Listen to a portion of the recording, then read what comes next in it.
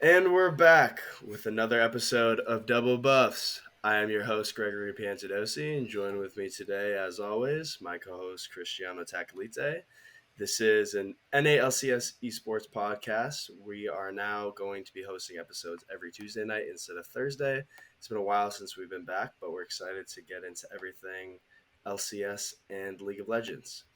As always, how are we doing today, Cristiano? I'm doing fantastic. I'm coming at you live from my apartment's conference room, and I'm ready to talk some LCS. Sweet. So I think the blanket umbrella term that we're going to use to cover this podcast is the durability update because so much has changed both in solo queue and in the pro scene Mm-hmm. with the new season. Just to run things over, Evil Geniuses, Team Liquid, CLG are all 3-0 after the weekend, with 100 Thieves at 2-1. Golden Guardians, TSM, FlyQuest Immortals all at 1 and 2, and surprisingly, Cloud9 at the bottom at 0 and 3, along with Dignitas. I Mm-hmm. think these were generally somewhat expected with 100 Thieves, Evil Geniuses, Team Liquid, and you kind of just swapped around CLG and Cloud9. Everything else more or less expected. What are your opinions on the durability patch so far? What's your experience been, and how these standings Well, feel to you? personally, in solo queue, I think it feels really good. I think to not sort of just get one shot all the time. You can good for me. You can make a few more mistakes without being so hardly punished. But how that seems to have translated into these matches over the weekend in pro play is that we're back to scaling, we're back to Corky Azir, we're back to long games, maybe a little Wait, less wait, wait, wait. action. What? You're saying this like it's a bad thing. Sounds like you're a little sad. I You mean, sad? personally, I like flashier champs in the mid lane. Corky Azir is a bit of a snooze fest at times. So No. Bjergsen's Azir is pretty nice. I love those like big highlight Azir plays. I feel like we've had a lot of them over the course of LCS. I've kind of missed Azir a little bit, and we did have Corky last patch too. I mean, Corky Victor, Corky, Corky Azir. dude, Corky triggers me. It doesn't seem fair that he can do so much damage with his rockets. Late game, if you go that terrible AP build and your rockets are chunking squishies for like 70% of their health in that Cloud9 game, I believe who's their ADC right now? King. King on Senna gets like absolutely one shot like three times throughout the game by a big one from Corky, and it's just I hate Yeah, it. Corky definitely seems really strong in the pro meta.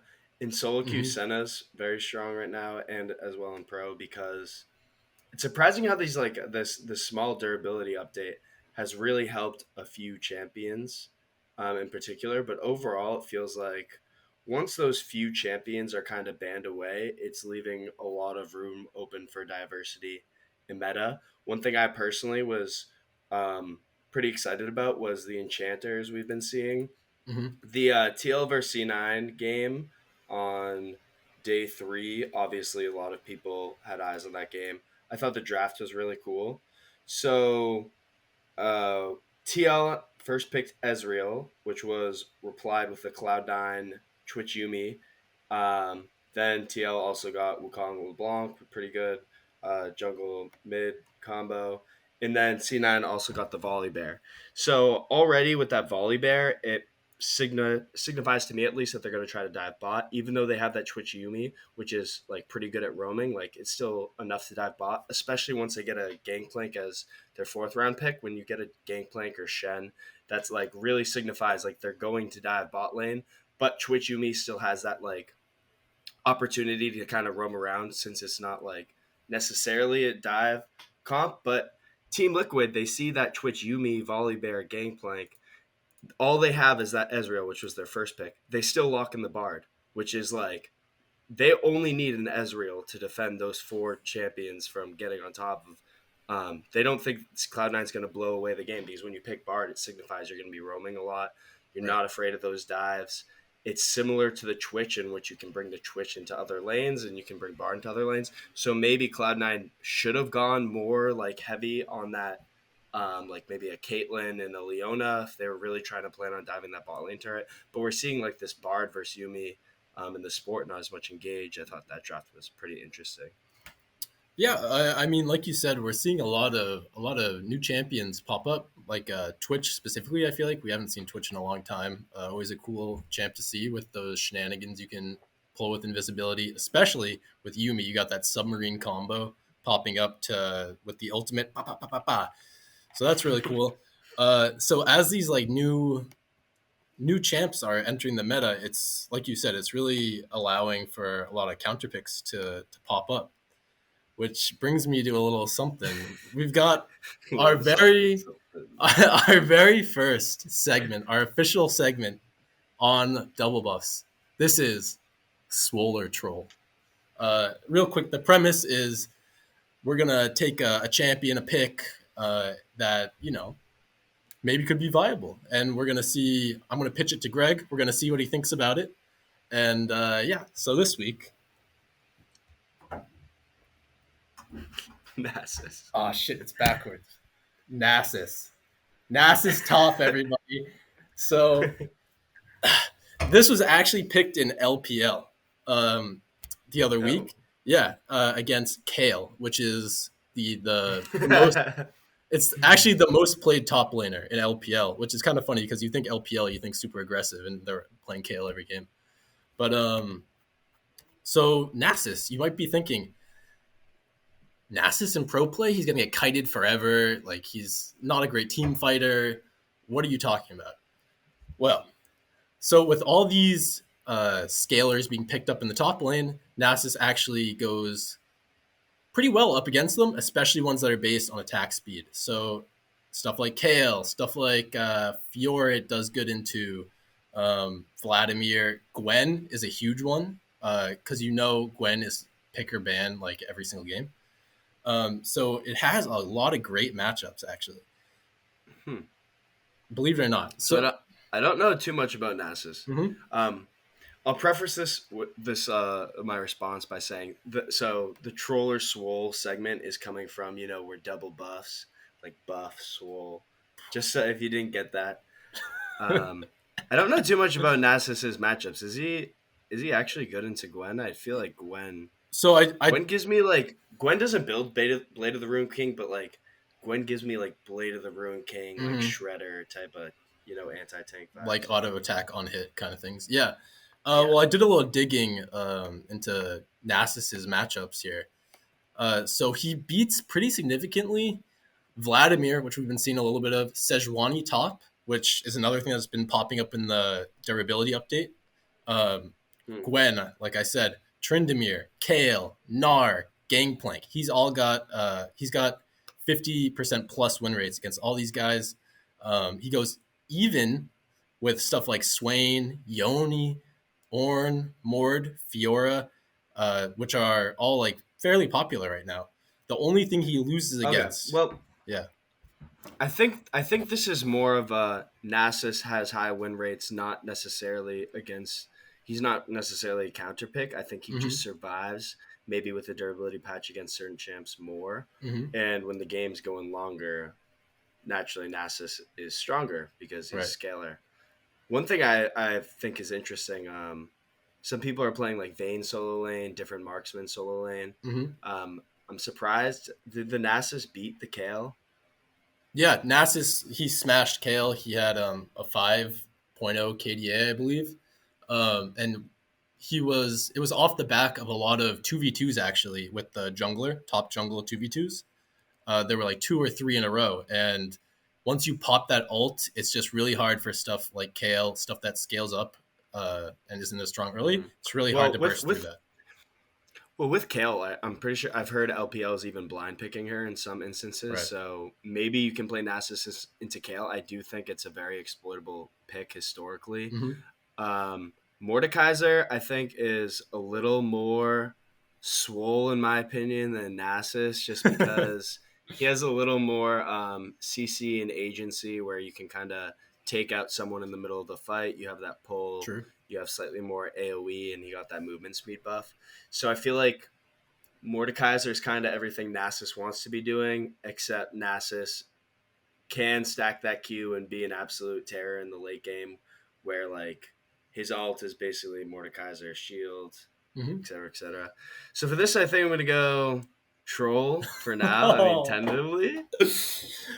So let me throw this out here. We're seeing a lot more ghost on top laners on stuff like Gwen. I can't think of anything off the top of my head right now. Tryndamere. I mean, I could see some maybe Vladimir, maybe Yeah, so that sort of helps him with that kite ability he usually has, and his Olaf. I don't know. yeah his potency in the side lane is something to be feared because there's not a lot of champions who 1v1 Nasus in the side. And if you're using Nasus as a counter pick, I think you probably should do it like that. Uh, See, this is weird for me because I haven't been playing enough. mhm. Because Nasus just seems so troll in my mind. I've kind of been out of the game. I just feel like so many champions beat him in the side lane until like I don't know, like 15, 20 plus minutes Uh-huh. in. Well, Like maybe the games have just been going that long that yeah, I mean, he can well, do that. yeah, well, that's with the durability update they often Anyways, have. anyways, anyways. I think that's long enough for our first solo troll. It's an interesting topic. We're gonna have this more refined in the future. Yeah, yeah, It's definitely interesting. yeah. So, you want to talk a little bit? So you think it's swole? I think it has the potential to be Swole as a counter pick. I don't think you should be blinding Nasus in pro play. I think that's asking to get like a Jace picked into you or Okay. something really aggro. But yeah. I think he could be like a counter pick. Hmm. I don't think he's gonna be meta Right. per Well, se. I that's a far cry above what he has been in the past, which is nothing, you know? So I'd love to Yeah. see some Nasus in LCS myself. Maybe Fudge is known to sometimes pick some wacky stuff. Have an open mind, see him on that Nasus. Hmm. Yeah. I want to see Vayne top.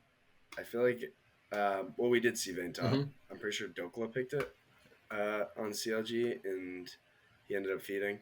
But I think there's a lot of opportunity for unique picks in this meta. Hmm. I mean, Mundo. There's so many just like random champs. Like their ability to just help tank Kha'Zix, I heard is a new thing. Yeah, Conqueror. I want to see Kha'Zix mid could be interesting. I remember way back when Alex Itch used to play that in the mid lane. You saw be all these cool picks in the mid lane. Hmm. Like there's some Hecarim here and there, Kha'Zix, uh, stuff like that. I hope we get more exciting picks like that. Yeah. Um, Real quick about Vayne top, I see that it's funny that CLG picked it because they've been picking, or they did pick Seraphine in the bot lane as ADC. So I can see that being a good pairing where you get your marksman in a different lane and you don't lose that sort of consistent damage. I don't know if that's the game they played yeah. uh, Seraphine, but yeah. Yeah, no, it's nice. One thing about this durability patch that's nice is last season it felt like all about burst. Hmm. Now it feels like we're getting a little bit more like we have some poke, some burst. Grievous wounds are diminished, so there's healing, which also means DPS is important because if people are healing, then you want DPS. Hmm. I feel like there's more balance and more styles that can be used with this durability patch, which I think is pretty nice. Yeah, it's definitely a welcome addition after so long of people complaining about all the one shots and healing. And yeah. So let's go to the back to the current stats. Yeah. I think obviously a lot of people surprised by CLG being 3-0. Hmm. They've been a pretty weak organization uh, in recent memory, to say the least. And Cloud9, while they don't have their full roster, they historically are a good organization. They've had King on their academy team for a long time. How surprising was this to you? And do you think this trend will continue? So the CLG thing first.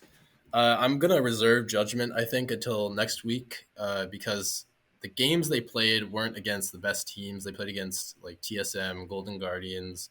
So it's a lot better than what a lot of people thought they were gonna do. A lot of people had them like way bottom of the table. So at least they're beating those sort of mid teams. And I like the picks they're using. They're picking some unique stuff. Talia, like I said, Seraphine. You pointed out Vayne. So CLG, I'm reserving judgment, but I'm hopeful. I like what I'm seeing so far. Dokla, Big Dokes Yeah. being back, Do you remember that? They used to call him Big Dokes on the caster desk. No, I don't remember Yeah, that. so he's making his like triumphant return here, playing a lot of Chad champions in the top lane, like Jason. I think he played Yone. But yeah, Mhm. Cloud9. Now I think this is what's really on a lot of people's mind. They don't know what to think. Cloud9, is this roster doomed? What's going on? I think it's really unfortunate that the two people who they're missing are their bot laners in a more bot focused meta. We're seeing a lot of AD carries carry like these team fights, and King has not impressed me. I hate to say it. I'm thinking specifically of this one fight by Dragon against Team Liquid, I think, where Corky pack or maybe against Evil Geniuses on the first day. Corky packages and King sits on it on Senna and gets 100 to 0 by Corky package, just like standing on it. And I was like Yeah. ripping my hair out. But yeah, so It does feel like it does feel like an ADC centric mhm, meta, but it is a little worrying to me that they're 0-3 when they do yeah, have Fudge, Blabber, and Jensen, which are all pretty hype signings. Even though there's Jensen coming back from an extended break and Fudge hasn't played top for a bit, I feel like those three players should have got them one hmm, win. Because I don't know if Berserker, you had Berserker, who's a Korean with Sven, who's a new support, right. and there's just a lot of moving pieces to this team. I could see them having a really slow I actually start. was pretty So we'll pretty see. impressed with Fudge. I liked his. He had this wicked Fiora outplay, or like a couple of them, where he's like 1v3 and he gets a kill and everyone else is running. And I thought he played pretty well. Blabber and Jensen were a little more concerning to me. Blabber was not invisible, but he was like seemed like a mid tier jungler these games. Jensen coming off Mhm. that long hiatus doesn't I'm not sure if he really has a style he's found yet. He played a lot of different things. He played Victor, Corky, and Yone, which are three kind of different champions. You can argue that like Victor and Corky are similar, but like the play styles are pretty different where you're like a poke kind of mage versus a control mage. So I don't know, maybe he's not quite comfortable yet. Um, I love C9. They're like my favorite team, so I'm really hoping to see them turn it around. It does. We were talking about this earlier. Jensen returning after a Mm-hmm. break does reflect Bjergsen's career Yeah. path as of late. It's kind of an interesting angle to the Yeah, because rivalry. they're always fighting for that top spot. It's like Bjergsen left and Jensen left, and Jensen like sees Bjergsen coming back, and he's like, "I gotta get back in there." Bjergsen's back. I gotta pa pa pa pa Yeah. pa. So yeah, Bjergsen leaves. He comes back. Jensen doesn't have a roster yeah, spot. Jensen's gone. It's a little yeah. depressing. But now he's back. They're both back. One team I was go. What were No, you gonna I. say? If you have something to say, go for it. Yeah. One team I was excited for was Mm-hmm. Dignitas. I think that they looked pretty good last split. They have River, who was really good last split. Blue played much higher above expectations. Neo's always been a pretty good Mm-hmm. ADC. I think we generally have pretty good ADCs in North America. And I was really excited for Gamsu because he was in Academy last split. I heard he wasn't quite as good as Dokla, but he played pretty well. One of the things that really excites me, like when I'm thinking about different roster constructions in my head, I love different like interesting, unique angles you can build a roster around. Gamsu, he used to be in the LCS a long time ago. He was on Dignitas, actually the same organization when they weren't as Mm-hmm. good, and then he went to Overwatch for an extended period of time, and then he's coming over back to LCS from Overwatch. So I think it's so cool when you have a player that can play at a pro level in multiple different games, right? Like you don't have a LeBron James or even a role player very often. Like Michael Jordan, he was able to play pro baseball and pro basketball. It's just such an impressive feat to be able to Mm-hmm. accomplish that. And I feel like maybe Overwatch isn't as structured as LCS, but there's still like some unique takeaways and team discussion and how you do things. And I feel like it gives you a different sense of game when you play a different game for so long. Like it almost changes your mechanics. So I was kind of excited about him. Biofrost.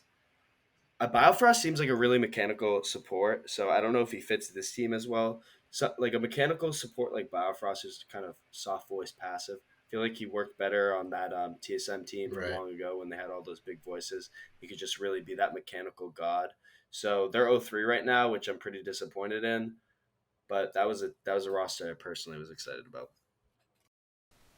Hello, Double Buffs enthusiasts. We had some network issues on this one, so we lost some of the audio and video. We're gonna throw you back in at the beginning of our TSM talk. Enjoy the rest of the episode. Yours truly, Cristiano. Mwah. Right there. I'm continuing because you disappeared. But anyways, I was just talking Connect. about how TSM they're giving up on certain players historically, and they've just gone down the wrong route. Like Broken Blade, they gave up on Broken Blade Hmm. earlier. He just played really well at MSI. They kicked Double Lift, and they got Mithy and Sven from Europe. They did bad. Just feels like bad move after bad move. Yet they stay good, largely because Bjergsen's there. Bjergsen goes to coach. Bjergsen finally leaves. Now no one over there knows what they're doing. Yeah. Were you following the Peter? Who's the Peter that's on Zang? TSM? Yeah. Did you follow the drama with him No. recently, where it came out that he was actually taking portions of players' salaries in order to guarantee them a spot on TSM, which is very, very, very weird and like I don't shady. really understand what that means. Taking So, for salary to example, guarantee they're on TSM. exactly, yeah.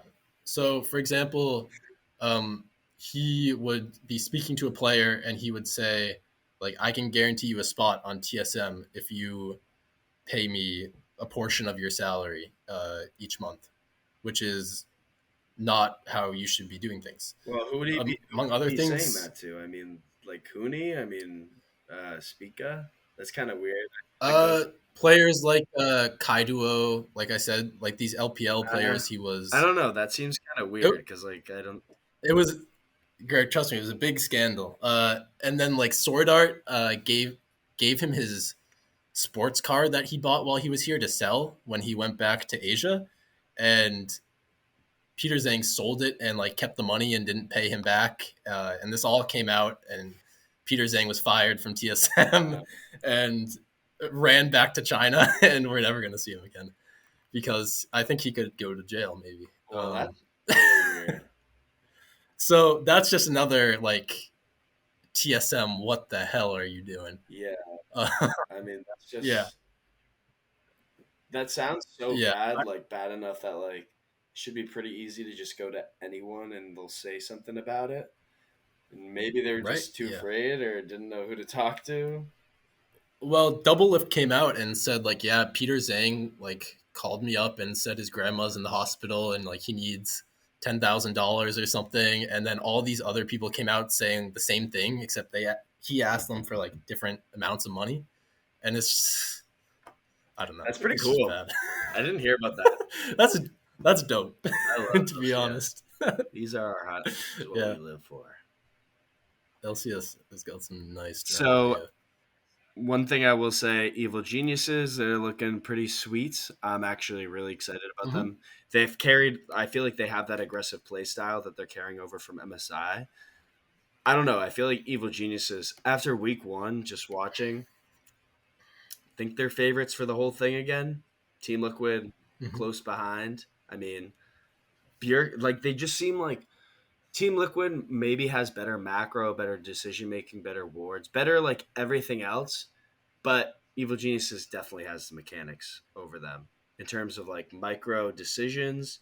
Um, I mean, across the board, I think they're better than maybe not the bot lane in turn. Like Danny Hansama is pretty close. Corja J maybe has Vulcan on a micro level, but like I don't know. What do you think?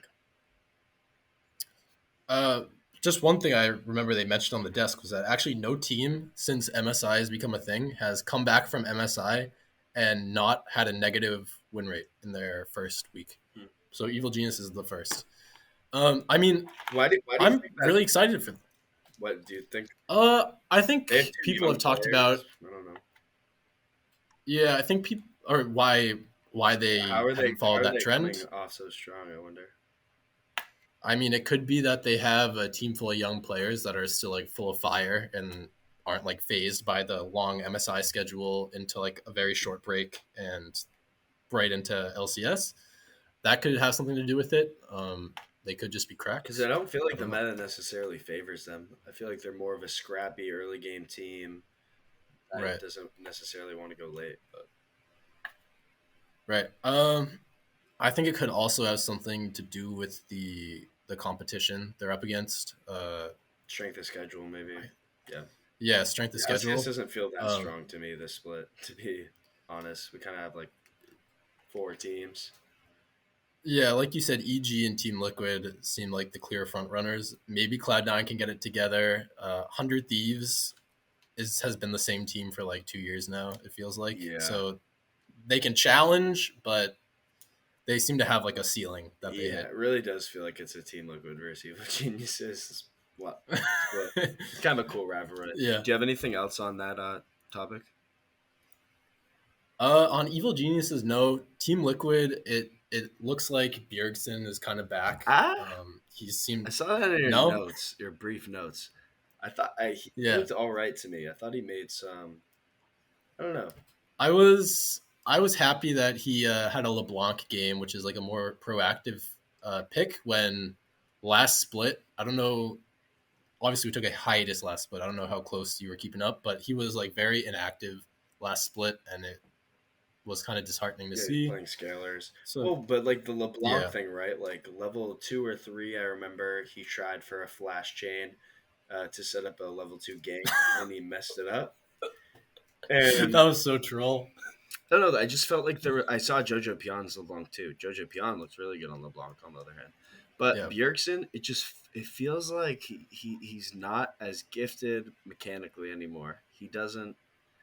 I don't know. he's got arthritis in the He hasn't fingers been because he's so solo. old. Yeah, he's older. He hasn't been solo killing people like he used to. He has this risk averse play style, which works Hmm. for him. It's led to a lot of consistent wins over time. But when it really matters against those high grinders and Chinese solo queue, it's not about like the consistency. It's about you need to make that level 2 play, or else you're not getting out of groups at Worlds, right? It's just one play, Right. but it's just a consistent thing we see in NA where we say, "Oh, that's just one play. That's just getting caught out one time." Then Vulcan goes to MSI, and he's getting caught out over and over and over again. And then there's nothing we can do except be depressed and say, "Why is Vulcan doing that?" True. Yeah. The last thing I got on Team Liquid is there was an interview with Bwipo where he actually came out and said that like they've identified a play style for the split where he's gonna be the weak side and they're gonna focus on that bot lane, which I guess mirrors probably what everyone else is gonna do. But it was interesting that they said that. So we'll see how that turns out. Yeah, they're looking pretty good. I think it's good to play through your bot side when your top lane is so volatile because then you have a really Hmm. consistent play style. But then when you want to throw some spice in a 5 game series, you play through top, and then it's like a coin flip. If playing through bot isn't working, then okay, sweet, play through top. It's your 50-50. Whippo's going to feed his ass off, or it's not going to work, or he's just going to carry the fuck out of the game. So I kind of like that. Yeah. Do you consider Team Liquid like a super team? I did before this split, but Hmm. I mean, I don't know. I don't know why they aren't. I was gonna say because like a super team, I feel like you think of like they can play like all these styles and um, Hypothetically, I mean, they yeah, literally have a player, hypothetically, Bjergsen, who's been a coach. He's coached yeah. he's coached different styles. They have all these like Mhm. super vets, so hypothetically, they should be able to play a lot of styles or like know how to play this style. I don't know if they could execute on it, Yeah, but just an interesting thought I had. Yeah. with the durability patch, Leandre's Torment, Demonic Embrace, both looking like pretty nice AP items. I play a lot of AP Shaco. I am looking forward to exploring how that does when I buy both of them and I leave boxes around on the map and people get pinged and I have all these cool up plays. So that's one thing I'm looking forward to. Yeah, I've been playing a lot of Yone in solo queue, which has been fun because you kind of bypass that early weak phase and you can get right into those crazy triple dash across three screens kind of plays earlier. Yeah, it's been a good time. Yeah. I haven't been playing too much in general. One Mhm. cool. I've been working a lot. I've been working 9 to 5 accounting job recently. I have this really cool diet regimen. I actually did a 24-hour fast yesterday, which was like Damn, 24 hours. Yeah, have you ever tried that before? No, does the hunger like fade eventually as your body gets used to it, or are you just ravenous the whole time? Well, I've done a 36-hour fast within the last month. I've been doing a lot of fasting. But 24-hour fast is literally you eat for breakfast and you don't eat again until breakfast the next day. And Huh. while you're fasting, you can have like coffee, tea, lemon water, which like keep Hmm. you awake and kind of quench your hunger. For the 24-hour fast, once you're like get to dinner time, you can you start once you do it enough times, you start to differentiate like hunger cravings versus real hunger. Once you get to dinner time, you're like kind of hungry, but you can force through it. With a 36-hour fast, that's when you eat dinner one day, you don't eat it all the next day, then you eat breakfast the next day. When you do that, you're just like I was just dunzo the whole day, like laying on my bed, like feeling my heart palpitations. It's weird. That sounds horrible. Oh my You should god. try it. I should try it. Yeah, maybe one day. It makes you it increases your mechanics. No, but one of the reasons why I did it, I'll just this is kind of off brand from LCS, but you know Yeah, apoptosis. I don't know if you remember. Does that sound familiar at all? it sounds familiar. I don't remember what it is though. I'm pretty sure it's called apoptosis. It's when your cells they have this ability to like self destruct. So more or less, precancerous and cancerous cells kind of lose this ability to self destruct. So when you go into like a 24 or 36-hour fast, your body enters this disaster state where it starts only sending nutrients to like your best cells, kind of flushes out those cells on its own. Um, that's one kind of, I don't know. It's one reason why I'm doing it. I heard Nice. it improves your mechanics in League of Legends. Damn. Actually, in that case, if I'm playing Yone, I might need to. I might need to dabble. Yeah. I don't know. I feel like uh, I'm kind of afraid of your Yone. I do not want to be seeing your Yone. yeah. Uh, it's like a coin flip kind of thing, you know. Some games I pop off, some games I'm 0-9. You know, take the good with the bad. The natural You try to cycle. get like a 2-1 ratio of that, and then you're climbing. You're That is true. good.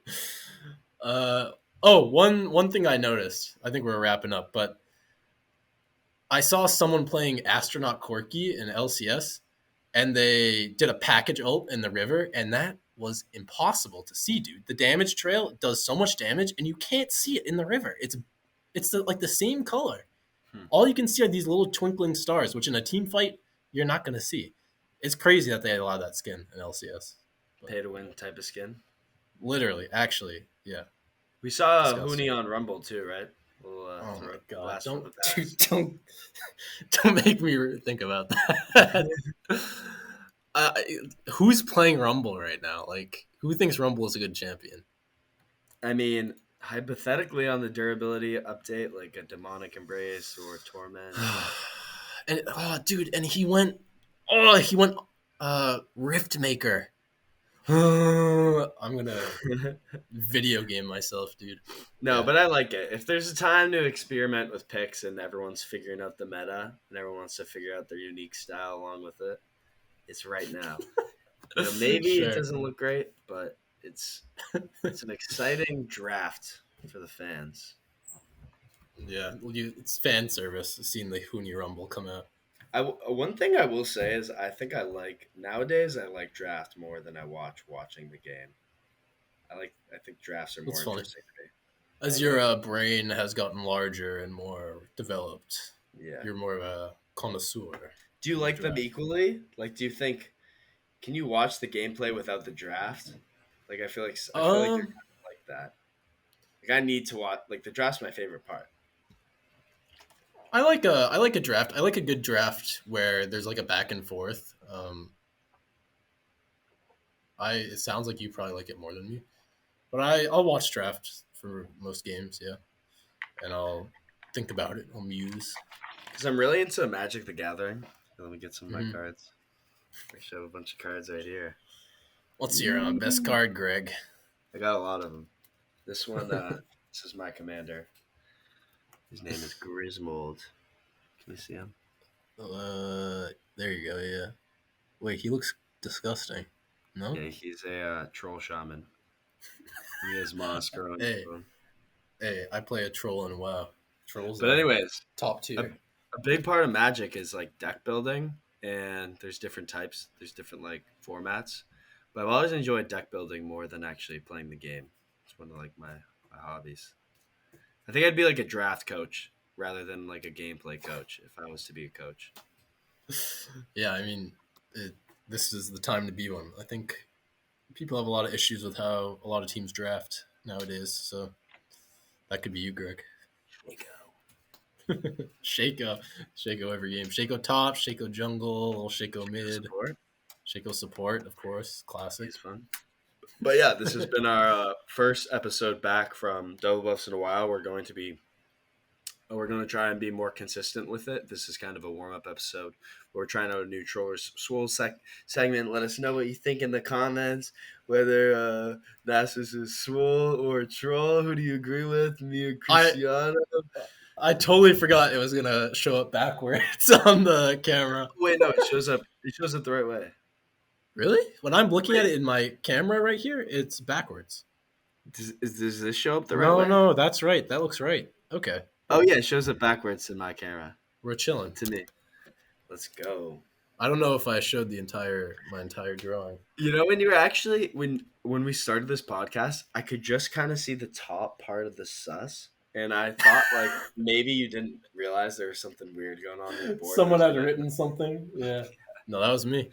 And he's saying +6 because that's what you get when you smack someone for a kill. No, Yeah, cool. 6 stacks. What's minion? Is minion 2? 3, I think. Maybe I think it's 3. Yeah. All right. Yep, that's all. You got anything? Swole.